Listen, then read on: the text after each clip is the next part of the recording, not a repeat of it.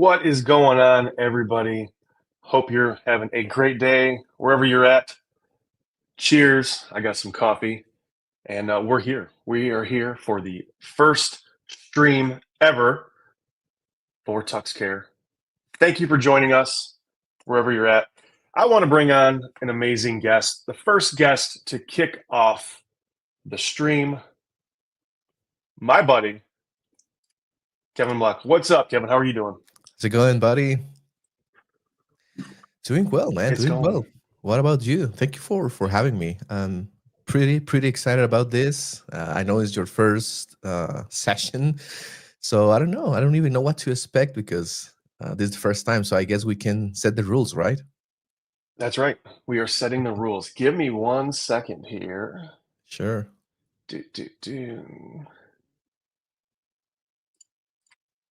Need to connect one more thing. No worries.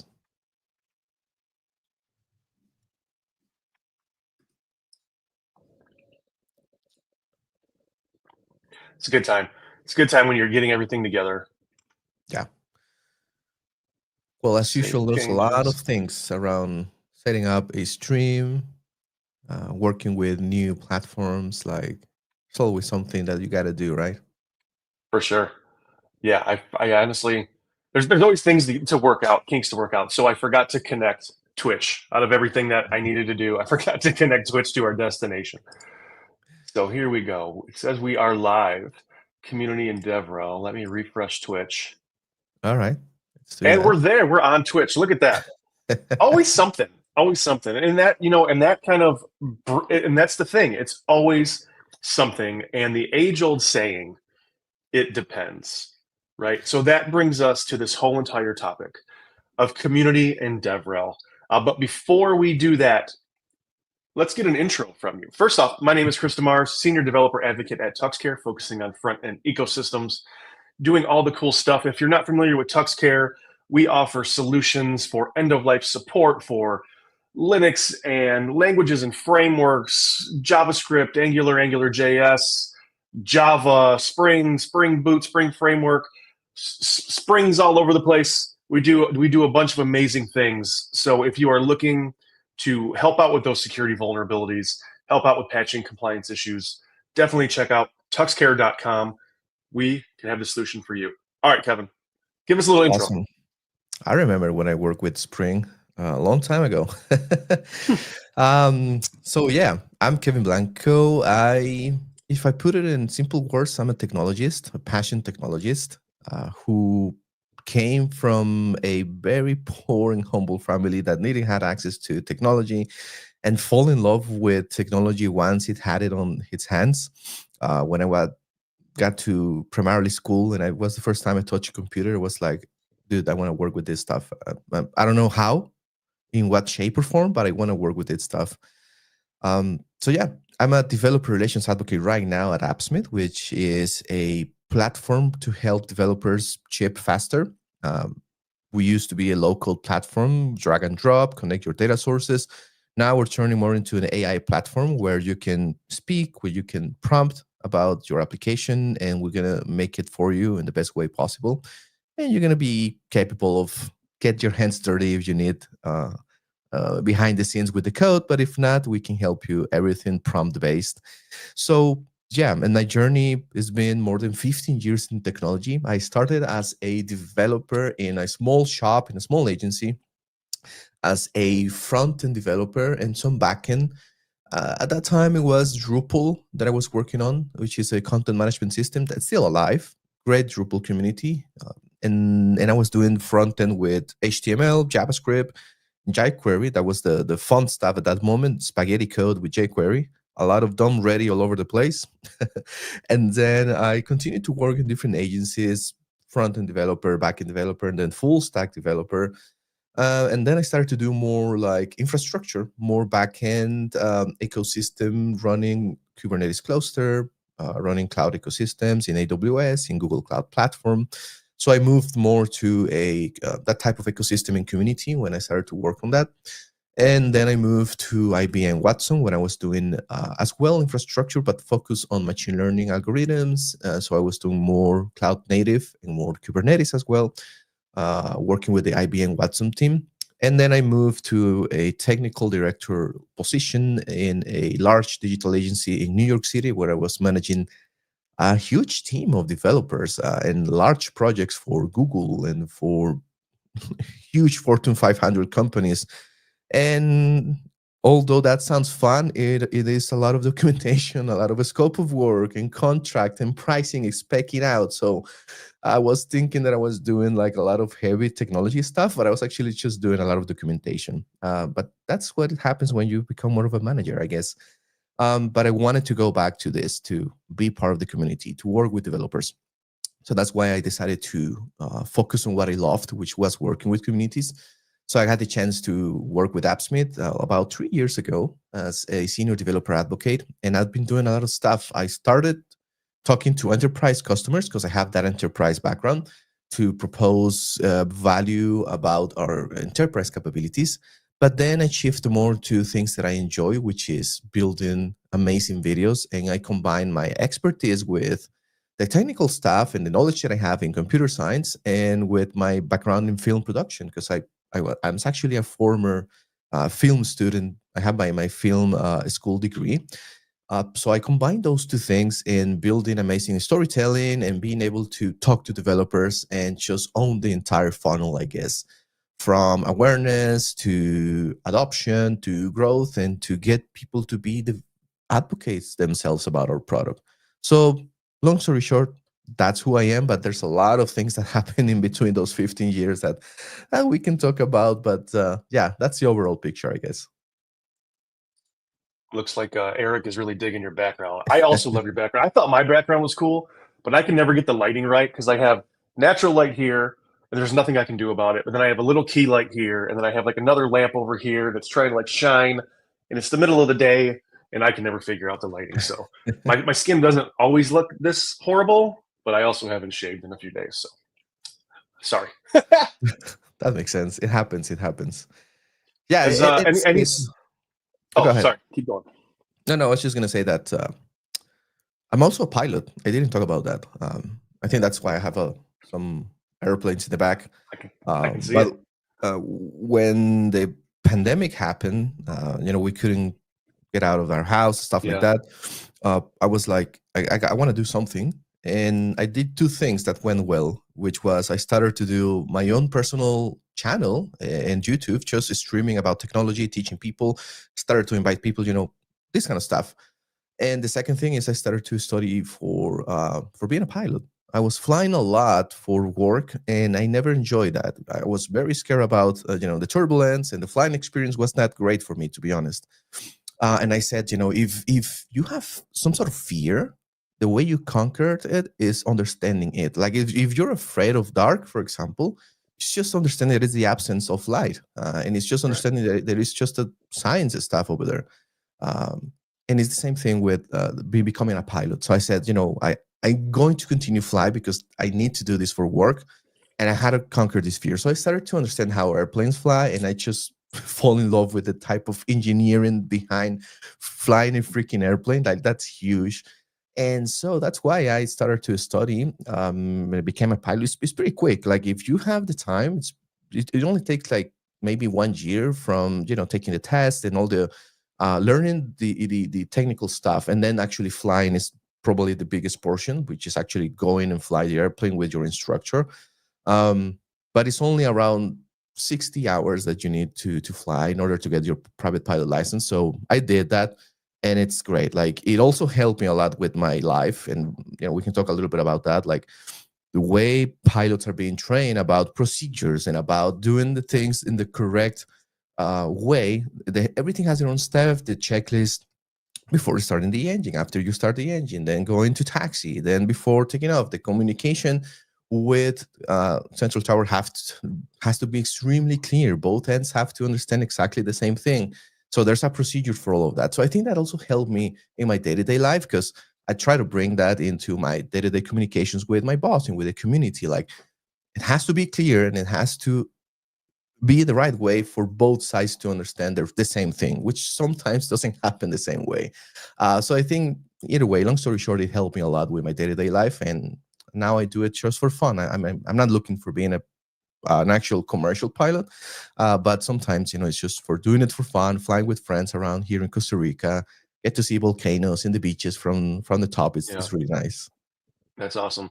Yeah, I mean, all of that really connects into what we do, and there's a few things that I do want to touch on. Like I said, we're going to be talking about community and DevRel and kind of all the things that make that up, and the things that developer advocates go through, and kind of the process, right, to getting there. You said, you started off as a developer. I started off as a developer. I started writing code in 96, somewhere around there, 96, 97. And yet I wasn't getting paid for it, but that's when I fell in love with writing code and building stuff. And I had a computer at a very young age.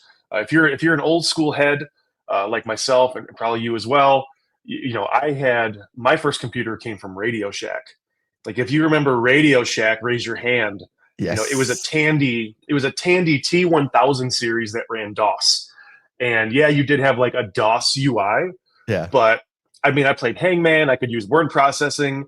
But and then they had like the old school. That was the original clicky keyboard. Were those old school machines, right? They just old school switches, and that's when I fell in love with clicky keyboards when I was young. And then as I got older, I got another computer.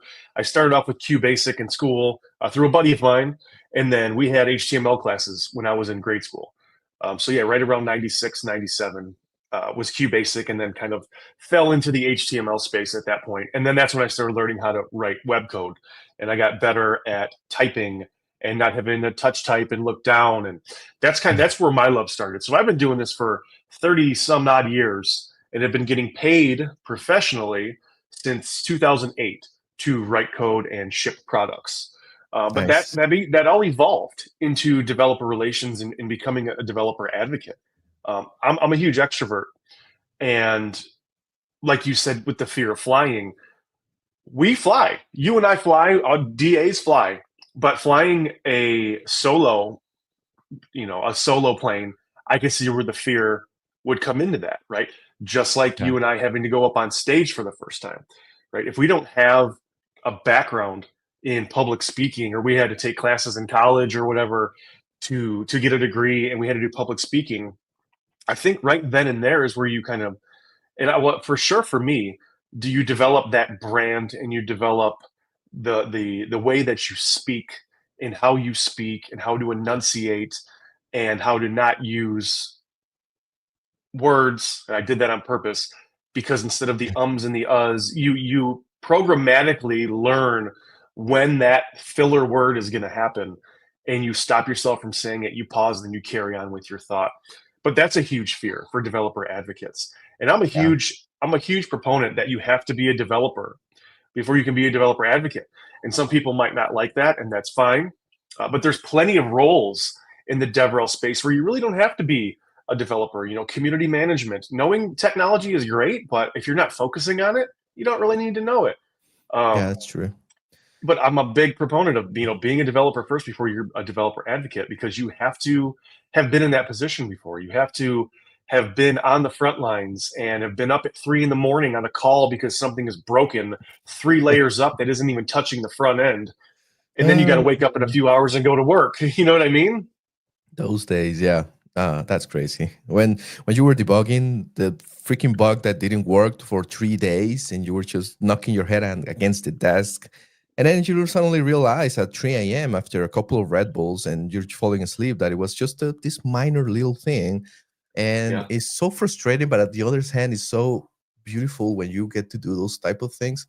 And we can talk about that later on, about like how AI is now, I wouldn't say removing, but and this is something that I also be talking with people in the creative space, because I know a lot of people in the video creation space, obviously, and they're all freaking out about AI, and they're trying people to avoid using AI. And unfortunately, that's not going to happen.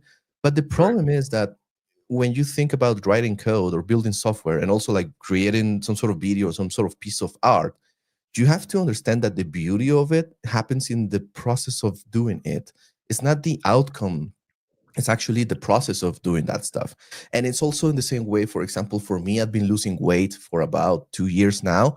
And I realized that I had to fall in love with the process of doing it, not of the outcome. Yes, when I am in the right weight, I'm going to look hot and handsome and going to be healthy, but I don't have to focus on that. I have to focus on the process, because that's where things get shaped for you to be the person you need in the outcome. And that's unfortunately something that like AI is removing in a way, the process of the painful process of understanding. Like, I have this problem, I need to come up with a solution and this outcome. How the heck do I do this?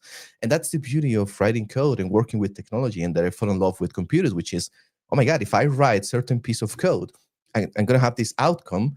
And then I realized like a lot of people have different ways to achieve the same stuff that I did, and none of them are bad. Maybe there might be better ways, but at the end, that's the beauty of writing code, that you can even express yourself, because although you might think that it's not, it is a personal express. When you write code, it is even so personal. And the same way with creative stuff, like the beauty of coming up with some sort of piece of art is not the actual outcome itself, is the process of the artist doing it. That's where the beauty relies. But we can talk about that later on. But yeah, in terms of DevRel space and communicating in general terms, I will say for anyone that's watching this, whether you want to be DevRel or not, or you just want to continue in your own path, I will say that independently of what you want to do, communication is always a skill that won't be removed by AI, won't be changing. It doesn't matter how the market change. You need to have the best way to communicate, because 100% of the things you're going to do in life, well, maybe not 100% now with machines, but a lot of things you're going to do in the world right now, it's communicating with people. Either if you want to be developer relations, or talking to maybe the marketing team or product or engineering or customer support or community, or even being a salesperson, or even being like anything outside tech, you're going to have to talk to people. And when you develop that type of communication skills and empathy, and you develop your own voice and understand when to raise your volume, or where to make pauses, or when to reduce the timing or the pitching of your voice, it helps you convey a message. And I think that's something I will always tell everyone, that once I figure out stuff in my life, like, I have a good job position, I'm getting a salary. The first thing I did is I need to improve my communication skills. And that helped me so much. Like, to be honest, like, even I've felt that when I was doing interviews for other job positions, maybe I wasn't never the best candidate from a technical standpoint. Like, I'm not the best writing code. Maybe I'm not. But I realized that what companies really wanted was somebody who could work in a team, who could understand and have great communications with their customers, with their internal teams, and being able to be a team player. And then the technical portion is something you can learn. At the end, before AI, we were just Googlers. We were just great Googlers who were spend their time in Stack Overflow and find the right place to fix their problem. But we were not. We never knew everything on the top of our heads. We were always googling and finding documentation to resolve our problems. So at the end, what got me hired in different job positions was that I was capable of understanding these people problems, and I was able to have empathy. And when I realized about it, it's the same way with DevRel. Like, it's the same way, like getting a new job is the same way with DevRel, because at the end, these people have an outcome, these people have a need, and you need them to help achieve that. And it's the same way with DevRel. At the end, what we are is just an enabler of the community to help them achieve something, and have empathy with them, give them the right tools to achieve that. And that's what it matters. Just have empathy and communicate value. That's at the end what we do. Now we can talk about funnels and conversions and MQL and aha moment and everything surrounding like the boring marketing portion of DevRel. Like, we can talk about that, but at the end, it's pretty much that. And when you understand that, people will want to come back and talk to you. Like, when people find me on a conference and they connect on LinkedIn, and they're looking for another event that I'm going to be speaking, and say, oh, there's the weirdo with the sunglasses. I'm going to go and talk to Kevin. That's the weirdo with the sunglasses. Yeah. Weirdo is a compliment. Weirdo is a compliment. Yeah, it's a compliment. But yeah, so long story short, I think to just close up with everything that I just rumbled and said, like, try to develop your communication skills, have empathy with people, because at the end, whatever you do in life is going to be working with people and building good, reliable connections. And then try to define what value means for these people. and then try to deliver that value to them. You try to get a new job position, maybe value for your employer is going to be faster times or reduced costs or whatever value is for them. Just try to understand what value means for them. What is the immediate thing that these people need? And then find a way for you to help them achieve that.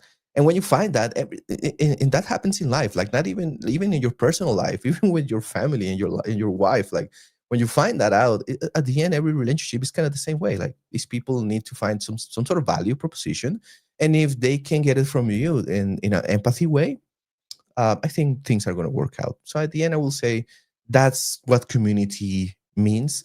That's what developer relations means in a way. And if you have a technical background, whether you do or not, it's going to help you to achieve that, obviously.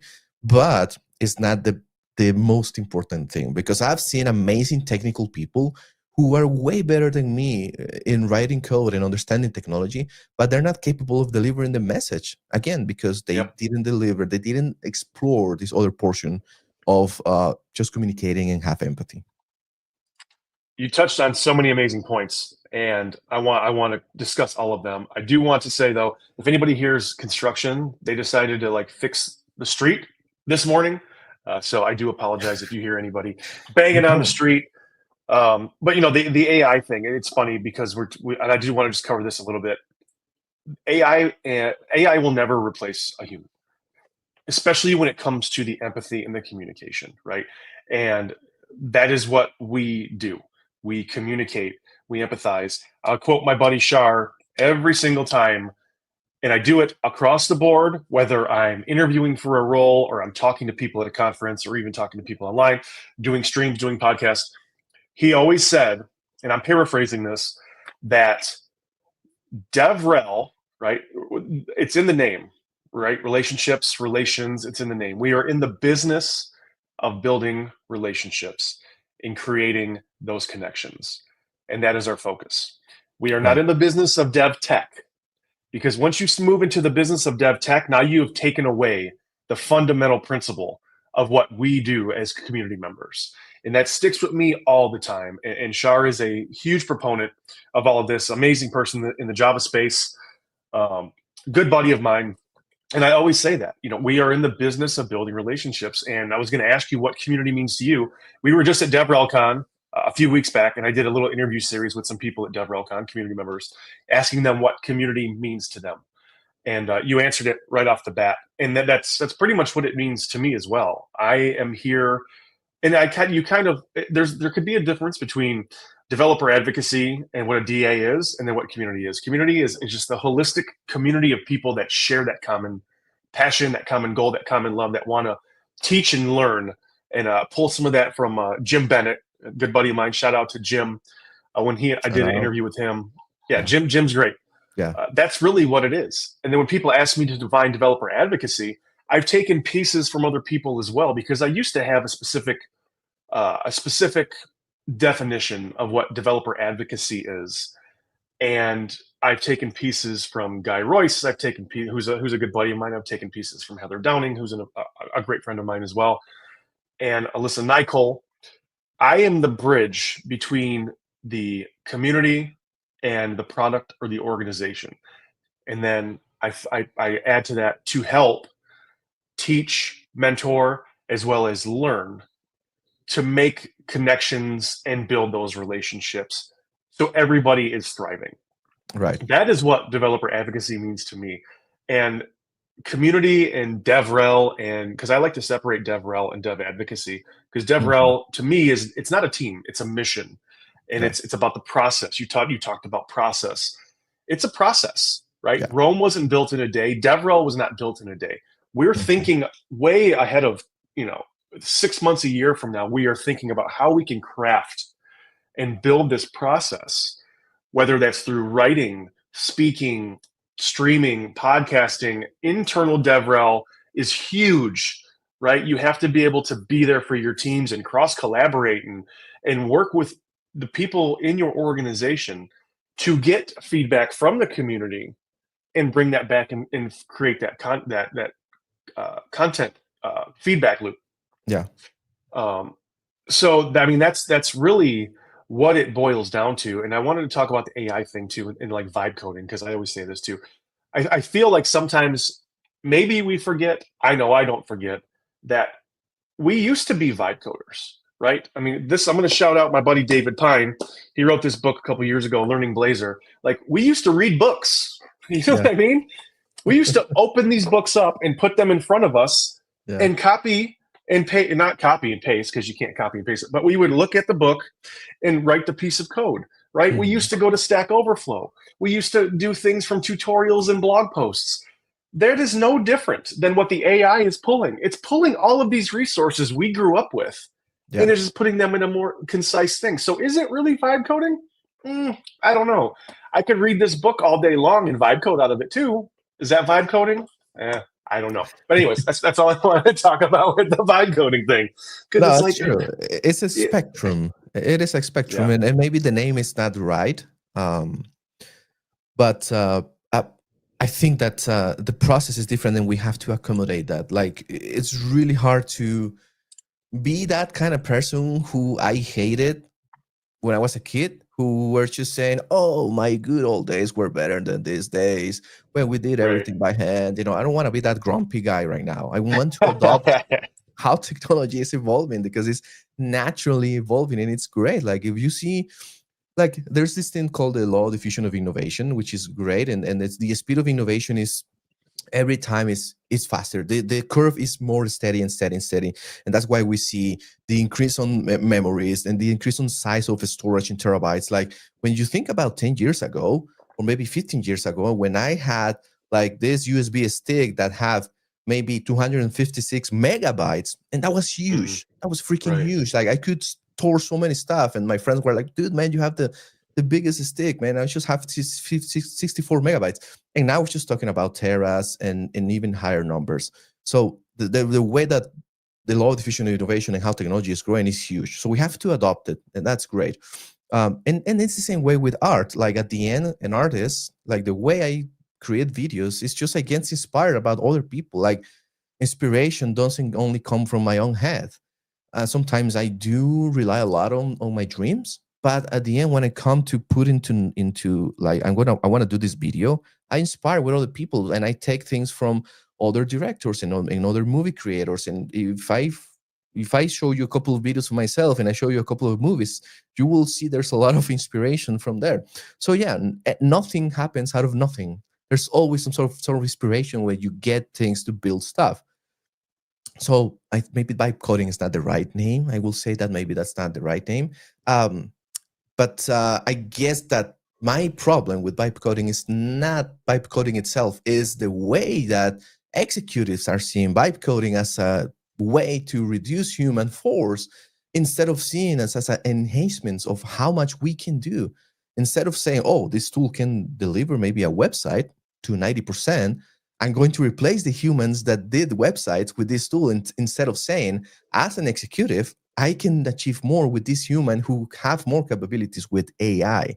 And I think that's where my problem comes with, which is the way we're putting vibe coding, or the way executives are seeing vibe coding, is maybe I can replace humans. And that's where the rhetoric is coming of replacing humans, instead of saying I can empower and do more with this tool. Because when Stack Overflow came, they never said I'm going to replace developers with my tools. When books came, they never said that. And I think it's the same way right now. The way that people should be adopting AI is, this thing will never replace me. It's an enhancement. It's something that can help me achieve more, and then continue with this steady curve of technology adoption, which is great.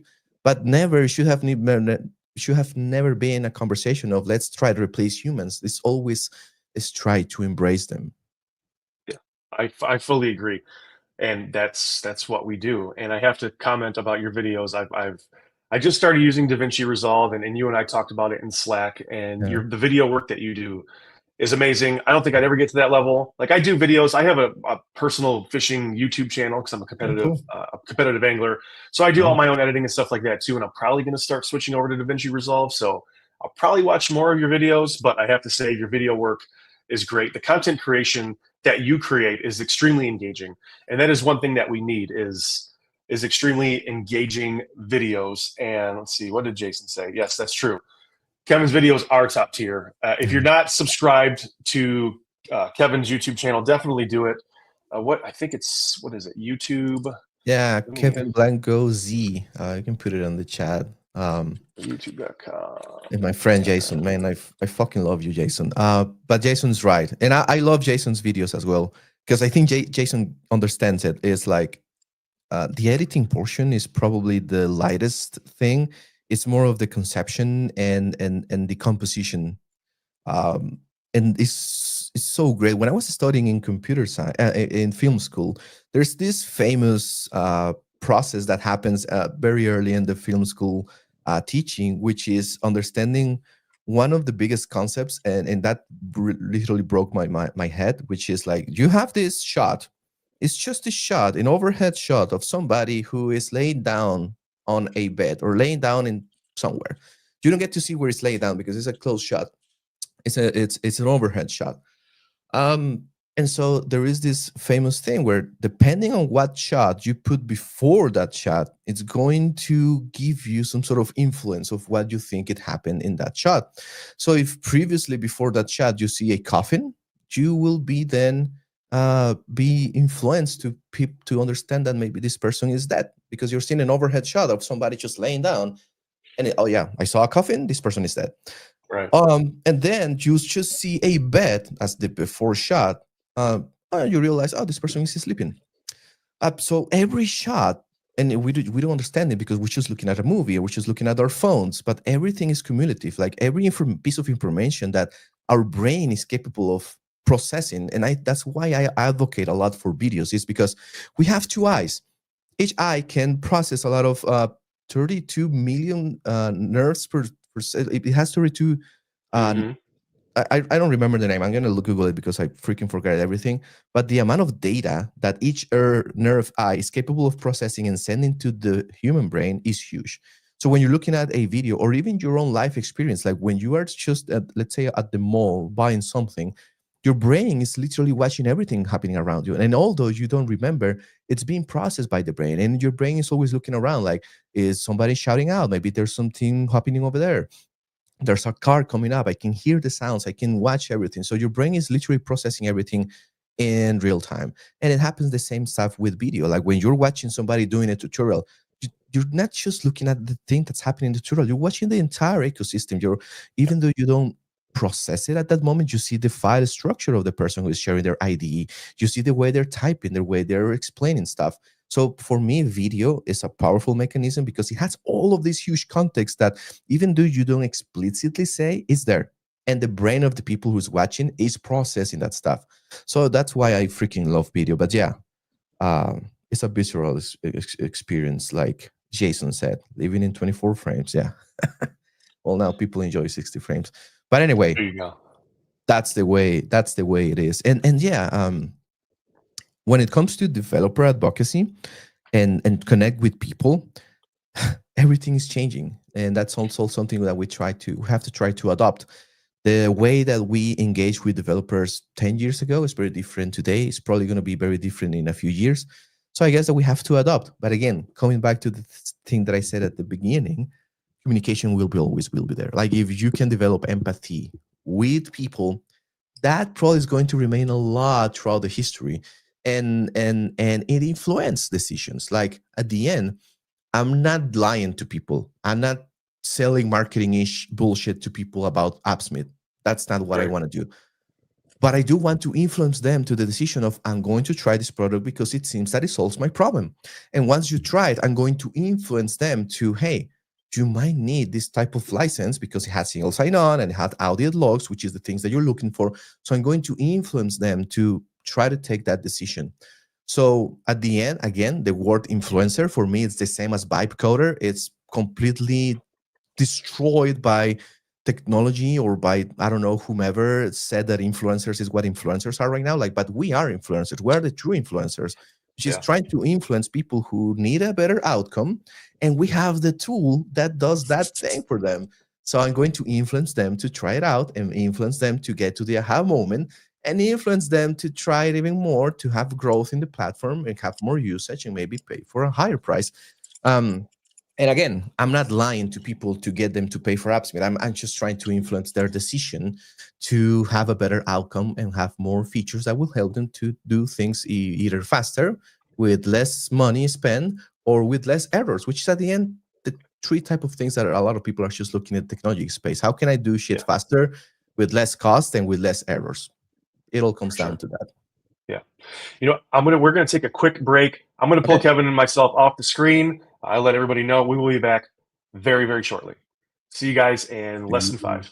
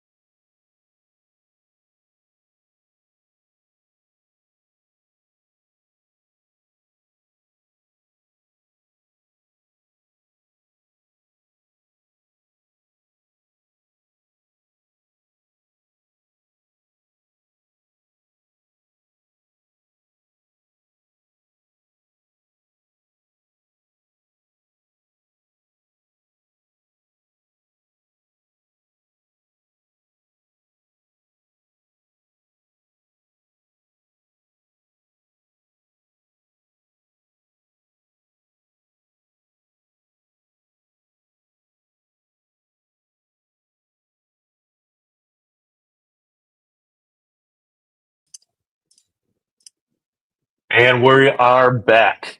Awesome. Hopefully everybody is still there. They haven't left us. Headed to step for a hot second. Good for taking a sip of water, take a pee. That was good. Yeah. Breaks, bathroom, gave you a couple, a little bit to stand up and stretch. Yeah, exactly. One thing I didn't want to talk about, we talked about a lot. We talked about community. We talked about developer advocacy. We talked about DevRel. We talked about AI in the DevRel space a little bit. We talked about all of the great things, and we definitely need to do a part 2 on this so we can talk about metrics and good old ROI and being a salesperson. All these things that we're definitely going to talk about. So we are going to have to schedule a round 2. If you're down to do it, we can do it. Yeah. Awesome. Let's totally do it. But one thing I do want to, it's a whole conversation, and a lot of people have different positions about whether you should even put metrics to DevRel, because it's sometimes doesn't make sense, sometimes it does. I will say that it depends on how you structure your team. But sometimes it's not convenient to say DevRel is doing good because it brought MQLs, because that's not what we actually do. So it's really hard to value DevRel based upon metrics. But yeah, we can talk about that. This guy, Jeff, I think Jeff talked about it on DevRelCon. Jeff is amazing about this particular topic, and he expressed it in so many great ways. But yeah, we can talk about metrics at any time. Yeah, Jeff Bull. I think it was Jeff's a buddy of mine, and that brings us into the last thing I do want to talk about. DevRelCon 2025, New York in Brooklyn. We were there. We passed each other a lot. We didn't have a chance to sit down and talk officially, which is totally fine. We're here now. But DevRelCon, let's talk about DevRelCon. DevRelCon New York was my first DevRelCon. I've tried to make it for years. I've submitted talks. I haven't gotten accepted. How many DevRelCons is that for you? So this is my second one. Last year was my first one. Yes, I wanted to participate in early events, but they did it on different cities before. It was a bit far away from me. And I never had, like, for example, a company that sponsors the chance to go. But yeah, last year I had the chance to go to New York. This year was also in New York, and they approved my session around video strategies for product-led growth, which is a particular mechanism of promoting a product. Product-led growth is not the same as sales-led growth, which is like you have demos and then you got a sales team and go and try to pitch people, and then you do a demo and then you give it a trial license or what have you. Like that's the standard or the sales-led growth. But PLG is product-led growth, which is the product is the one doing the sales themselves. So that's why content is so important for PLG. But long story short, DevRelCon is amazing. I wanted to talk to so many people, and I just saw them passing by and having conversations with other people that I couldn't even talk to them. Like, for example, I wanted to reach out to Lizzie from Cloudflare. I saw her around. I love her videos, and I couldn't talk to her. Lizzie's awesome. Yeah, and you, but I also had my podcast set up over there. So I was the second day I was extremely busy just setting up the whole thing and trying to get to talk to people. A lot of people reached out who I didn't have time to get them into the podcast, unfortunately. But yeah, DevRelCon is great. The first thing is it's a small community. Like I've found that even though there's a lot of different Slack places and a lot of different people doing different efforts. Like I saw Linux Foundation doing the DevRel community organization. There's also the DevRel Collective Slack. Like there's separate communities, but at the end, there's pretty much the same people doing the same type of effort, which is talking about developer relations. And they're also friendly. Like everyone is so nice, so friendly, and everyone is just doing amazing things in their own their own way. And when they come there, they share their experiences. It's just great. Like I always learn so much on each developer relations event that I just wanted to participate in even more. And at the end, since we're all trying to create our own community for our own products, it's great when we come all together because we know how to do community. So it's great. It's an amazing experience. So it is great. DevRelCon is great. Yeah, I have to also give a shout out to Lizzie. I met Lizzie a couple years ago, officially at Orlando Code Camp, and great. I saw her walking by, and I was like, "Fuck, I want to talk to her. I want to go and tell her that I love her videos." But I was just doing the podcast and stuff, and I couldn't. But if she saw this or somebody knows her, please tell her that I fucking love her. Yeah, no, Lizzie. Lizzie blows my mind with, and you talk about this. There are a lot of people out there that are way more technical than I am. Way more, and that's just the way it is. Lizzie is extremely technical. The things I've seen her do, in the Cloudflare videos, even in the Twilio days, like just the things. It blows my mind how technical and how Lizzie can break things down. And she came with, I don't know if she was the first person, maybe not, but she came with this whiteboard stuff where she uses like a pencil starter to draw. And I was like, fuck, why I never thought about that. And it's a great way to explain like technical concepts because you see her like drawing this thing and then connecting this. And this is how you like, for example, LLM work or how Cloudflare does bot detection, what have you. Like it's a great way to explain having that whiteboard, and that thing she does is freaking awesome. Yeah. I don't know if there's like a studio for Cloudflare, but IBM also has like that same kind of setup where like the camera points this way and they're writing on like the clear whiteboard, I guess, but it's facing forward, but they're seeing it. Maybe they're seeing it backwards. I don't know how they do it, but I think it's super cool. Yeah, I don't know if they're super cool the same way, but it's cool. My friend Joseph Rapsmith, he set up one like in his home. It's completely frugal, obviously, but it's working out. It's working out pretty nicely. It's not the same as IBM Studio, which probably costs thousands. But at the end, again, it's an inspiration. Like we got inspired by Lizzie. We're not trying to copy her, but I think like the way she does is great. Like she explains technical concepts, and even for me, that I've been a Cloudflare user for a long time, I get to understand stuff that I never knew because that type of videos. And that again, that's what makes videos great, and that's what makes DevRel amazing. At the end, trying to connect with people in a way that they didn't even knew that they could, to explain stuff that are really hard to understand. Super engaging.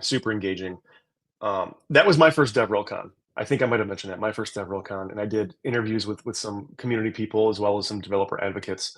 I have a whole video on that. It was posted to the Tux Cares Twitter, so if you go check out Tux Cares Twitter, you can check that out. Just a little walkthrough of DevRelCon and then some interviews. Do you have any particular session that you can recall that you enjoyed? Like so I went to a handful, and all the ones were great. I was in Jeff's session for sure, and I forgot the other one that I was in. I've watched Angie keynote. Angie's amazing. Yeah, I've she's spoken amazing. with Angie at a handful of conferences and have hung out with Angie. She's brilliant. The one I like the most, and that I'm currently using at TuxCare, and have talked about at TuxCare that we're using for videos, is Adobe Podcast. I didn't Yeah, know that was a thing. yeah. Like that makes my video creation with like little microphones and big microphones, even just my phone. It takes all that BS and noise out of the audio. Like it's amazing the crispness that you can hear my voice, and it takes out all the crap behind me. And I started using that for the video work I'm doing within the past couple of weeks. The second I came back home from DevRelCon, I started using it, talking about it at work, and it's great. That was one of the coolest sessions that I went to, was Yeah. learning about that product and not having to sign up to pay for it. If you don't want like all the amazing features, I just need basic features. And since I already pay for Adobe products, I have a login. But Yeah. from what I know, you just have to sign up. You don't have to pay for anything, and you can use Adobe Podcast for free. Yeah, I also discovered Adobe Podcast from that session. That's true. I used it for the podcast that we produce over there. Like we have a good console, but there was so much noise. And I'm going to share a video about that, like the amount of noise that we had in some of the recordings, because we were recording in the place where launch happened. So everyone was just talking out loud. Yeah. And we were doing the recordings there. And then hearing how pristine the sound came after passing it through Adobe Podcast just freaking blew my mind. Yeah, it was amazing. I also remember the session from Jessica Garson. She's from Elasticsearch. She talked a lot about like how she managed to go over like a layoff. And I know you've been through that. And like it was really heart touching, like her whole experience and everything that happened on her time being Twitter and all that madness. But I think that was a good session. I really enjoy also her session. But yeah, it was a great event. I wish there weren't like parallel sessions because I wanted to go to all of them. Yeah. It's I hard wish to it wasn't decide. so hot when we Yeah, were there. It was hot in New York, that's and I fine. think that's just because there's so much concrete. And it just absorbs all that heat and all that sun and just blasts right back at you, because it was hot in Michigan that Yeah. day or those couple days, but it was way hotter in Brooklyn. Like I was dying. I probably came back 10 pounds lighter from all the sweat that That came off my body. humidity was freaking like that was like 100% humidity. Like you could even grab the Yeah. freaking Yeah, water you can just from the grab air. the air and just drain the air molecules in your hand. Yeah, But that was insane. It's yeah. Hopefully it's they do it awesome. somewhere. I don't know where they're gonna do it in next year. I know they have other editions in India, led by some of the great Indian DevRel people. They had a Japan version in Yokohama a few years I back. remember I that. Yep. wish I could go to Japan. I actually was invited by the DevRel Ikigai community to speak at their DevRel Tokyo event in a couple of months. Oh, but I won't be able to go due to some health situations I had in my lower back, and I won't be able to fly in the next 2 months. But next year I'll be there for sure. Yeah. But yeah, DevRelCon is great. If anyone Yeah. can go, although they're not full time in DevRel, or they're not looking to do that, the amount of connections and the amount of stuff you learn is just freaking amazing to the value of the ticket, to be honest. Like, and you can find promo tickets, you can find discounts, and you can get a ticket and find $350, and the amount of things you can learn, it's just amazing. It is amazing. I will empathize with you about back problems. I had back surgery at 33. That was a long time ago. I actually had it on Valentine's Day, so I guess that was a Wow. Valentine's Day gift for me, was back surgery. But I fully understand the lower back problems, and it makes Wow. it difficult for us because we do sit a lot and we do travel a lot and fly a lot. I So I have fully 33. understand. It's funny. I Yeah. have 33 right now, and I was about to get surgery. I spent 10 days in hospital, so I couldn't get out of the bed. I couldn't walk one day to Yeah. another. I went to the hospital. They said you have 3 herniated discs, like freaking huge. You Yep. have to get it removed. It's gonna be huge. They're gonna put some screw your back basically. And I was like, shit, that sounds huge. But then therapy started to went pretty well. I was able to recover, feeling my legs because I couldn't even feel them, Yep. and the pain was really strong then. But therapy is going well. Hopefully I might step away from surgery, at least for now. Maybe in the future I will need it, but yeah, it's a painful process. Like if you work if somebody's watching your work every time in the computer, please get up every hour, because now you're gonna end up like us, I guess. Yeah, stretch and do all the things. I had 2 ruptured discs in my lower back. So it went years and years and years ago. It went from a bulge to a herniation to a rupture. I went through 8 chiropractors until one of them told me, you need surgery. Like, you needed surgery now. And I had my surgery, and that was back in 2018, and my quality of life improved 110%. Like, you're always going to have pain. That's just the way it is. But like you, like, I couldn't feel my leg. I could barely walk. I couldn't bend over. And then I had my surgery. And if I wouldn't have had the surgery, I would have been paralyzed. Oh, man. So I knock on wood, I didn't have to get a fusion. Like, it sounds like what you might have to do. They just remove part of the disc and stuff like that. But if it ever gets to that point, you got to make that decision. But it definitely improved life for me. And I've been able to do all the things that I did as a kid that I'm now able to do as an older adult. Again, because I had to stop life at some point because I just couldn't do anything, and I had a cane, epidural, and it was all messed up. But we're not here to talk about back pain and back surgery. We are here to talk about DevRel, and we are about wrapped up. I think DevRelCon London is a thing. It used to be. I don't know if they still do it or not. Yeah, I think it was. But I would love to go to DevRelCon London if they do it again. Yeah, I think the 2 biggest promoters of DevRelCon over the last 2 years, which is John from Major League Hacking. Big shout out to John. And then there's this other guy from Hoopy, which I don't remember his name. Sorry about that. But he's from the UK, and I think he's the one, like, he's always trying to bring DevRelCon to London. But we'll see what happens in the next years. Hopefully they do it someplace else to go someplace different than New York. Yeah, awesome. Well, Kevin, I'm going to wrap this up. Thank you so much for joining me on the first ever kickoff stream at TuxCare. We're going to be doing this stream every week. We're going to be focusing on all different things: front end, back end, cybersecurity, DevRel, community, open source, all the cool stuff, all encompassing, all holistic. We want to bring everybody in. We are definitely going to do a part 2 so we can talk about more DevRel fun, metrics, ROI, sales, marketing, DRQLs, MQLs, all of the things. I'm going to plug this. Everybody wants to follow me on Twitter. You can follow me. It will always be Twitter, twitter.com/saltandburnham. I also want to plug TuxCare. If you're not following TuxCare on Twitter, definitely follow TuxCare. Check us out at tuxcare.com. And with that, I will say, catch you on the flip. Thanks again, Kevin. I really appreciate it. Catch you on the flip. Take care, man. Take care, everyone.